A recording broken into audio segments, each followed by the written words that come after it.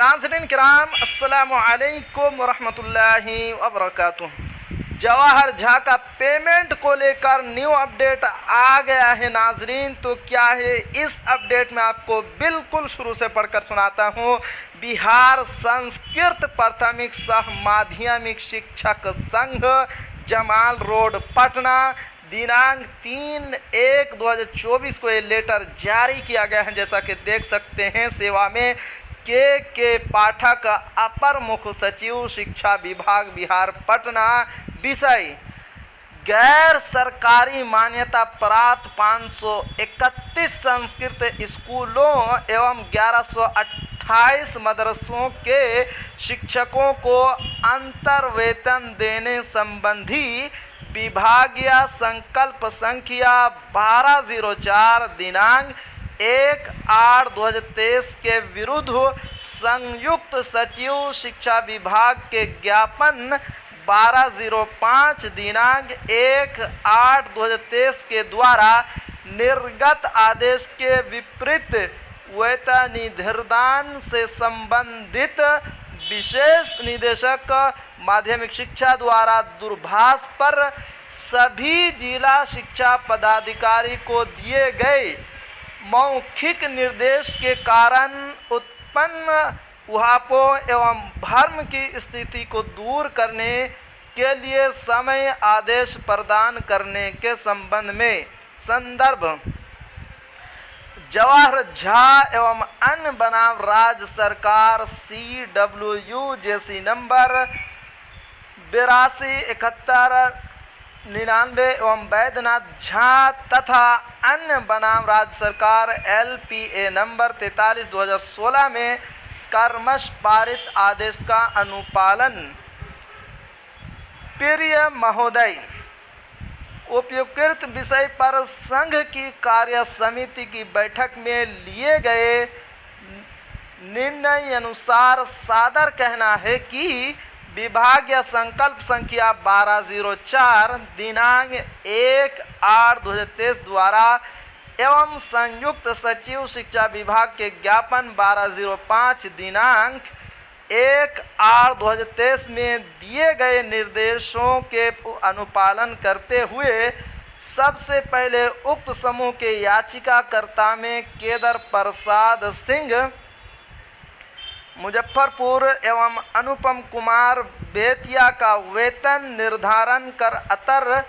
वेतनिधि का भुगतान करने का पर्ची शिक्षा विभाग द्वारा दिनांक 12/8/2023 को न्यायालय में दाखिल किया गया। पुनः उक्त समूह के ही दूसरे याचिकाकर्ता श्री नारायण झा मधुबनी सहित अन्य 10 शिक्षकों को भी जिला कार्यक्रम पदाधिकारी मधुबनी द्वारा केदार प्रसाद सिंह की भांति वेतन निर्धारण का अनुसरण करते हुए अंतर वेतनिधि का भुगतान कर उच्च न्यायालय में शिक्षा विभाग द्वारा दिनांक 3/10/2023 को भुगतान पर्ची जमा कर दिया गया। वहीं उक्त दोनों के बाद याचिकाकर्ता जवाहर झा समस्तीपुर को अंतर वेतनिधि का भुगतान करने में विशेष निदेशक माध्यमिक शिक्षा द्वारा वेतन निर्धारण के संबंध में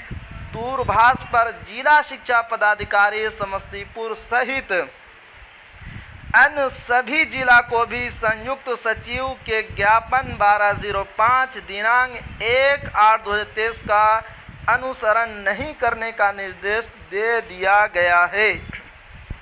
फलतः श्री जवाहर झा के वेतन निर्धारण में विभागीय संकल्प संख्या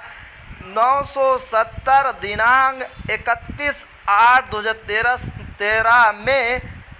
संसूचित प्रक्रिया का अनुसरण नहीं कर केदार प्रसाद सिंह एवं नारायण झा तथा अन्य के कमतर कर अंतर वेतन भुगतान का पर्ची शिक्षा विभाग द्वारा पिछले दिनांक 21/12/2023 को न्यायालय में दाखिल कर दिया गया है। अंकनीय होगा कि संयुक्त सचिव शिक्षा विभाग के ज्ञापन 1205 दिनांक 1/8/2023 के आलोक में केदार प्रसाद सिंह मुजफ्फरपुर एवं नारायण झा मधुबनी की भांति अधिकांश जिलों के संबंधित गैर सरकारी संस्कृत स्कूलों एवं मदरसा का शिक्षकों का वेतन निर्धारण कर दिया गया है। वही कतिपय जिलों में धीमी गति से उसी पैटर्न पर वेतन निर्धारण का कार्य किया जा रहा था। इसी बीच विशेष निदेशक माध्यमिक शिक्षा द्वारा विभागीय आदेश के विपरीत दूरभाष पर दिए गए स्वेच्छामूलक निर्देश के कारण ऊहापोह एवं भ्रम की स्थिति उत्पन्न हो गई है। फलतः वेतन निर्धारण कार्य सभी जिला में रुक गया है। वित्तीय वर्ष समाप्ति की ओर हो चला है। अतः महोदय से निवेदन है कि केंद्रीय प्रतिस्थानी पुनरीक्षित वेतन से संबंधित विभागीय संकल्प संख्या 285 दिनांक 12/4/1999 के विरुद्ध जवाहर झा एवं अन्य द्वारा दायर CWJC नंबर 8271/1999 तथा 1/1/1996 से प्रभावी पंचम पुनरीक्षित वेतनमान तथा 1/1/2006 से प्रभावी छठा पुनरीक्षित वेतनमान संबंधी विभागीय संकल्प संख्या 970 दिनांक 31/8/2013 के विरुद्ध बैद्यनाथ झा एवं अन्य बनाम राज्य सरकार LPA नंबर 43/2016 में पारित न्यायाधीश के अनुरूप 1/1/1986, 1/1/1996 और 1/1/2006 से प्रभावी क्रमश केंद्रीय प्रतिस्थानी पुनरीक्षित वेतनमान, पंचम पुनरीक्षित वेतनमान एवं छठा पुनरीक्षित वेतनमान में सरकारी शिक्षकों की तरह वेतन निर्धारण कर अंतर वेतनिधि का भुगतान करने संबंधी निम्नलिखित पारित न्यायादेश के अनुरूप वेतन निर्धारण के लिए सभी जिला शिक्षा पदाधिकारी को शीर्ष स्पष्ट आदेश देने की महती कृपा करना चाहेंगे अथवा याचिकाकर्ता केदार प्रसाद सिंह मुजफ्फरपुर की भांति वेतन निर्धारण के लिए